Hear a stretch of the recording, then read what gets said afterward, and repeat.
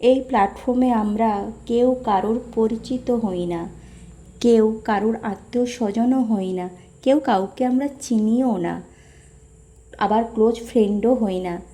দেখা তো হয়ই না, আদৌ দেখা হবে কি না আমি তুমি বা বাকি কেউ বলতেও পারে না।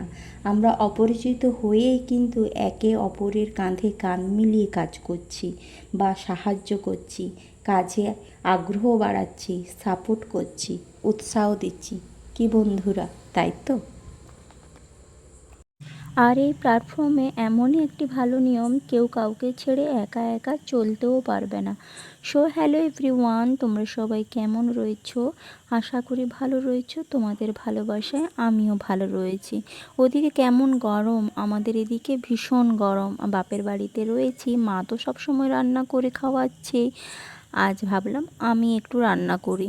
তো মাছটা আমি 3টে পিস নিয়েছি বলে তোমরা আবার ভেবো না যে কম, কিন্তু না, আমাদের 3জনের জন্য। মা বাবা আজকে খায় না, আজ একাদশী পড়েছে, তো বাসি 3 পিস মাছ ছিল, তো ভাবলাম আজকে আমি একটু রান্না করি আমার মতো করে।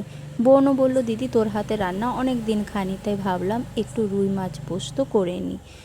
তো আমাকে কিন্তু এইভাবে মাঝে মাঝে মাছ রান্না খেতে খুবই ভালো লাগে। একটু পেঁয়াজ টমেটো আর পোস্ত কাজু বাটা দিয়ে একটা আলাদা রকম সেন্ট গন্ধ বেরোয়, আর খেতেও কিন্তু দুর্দান্ত হয়। রান্নাটা যেমন দেখতেও ভালো হয়েছিল, খেতেও কিন্তু খুব ভালো হয়েছিল। এখনকার মতো সবাইকে টাটা, আবার পরে দেখা হচ্ছে তোমাদের সঙ্গে নেক্সট ব্লগে।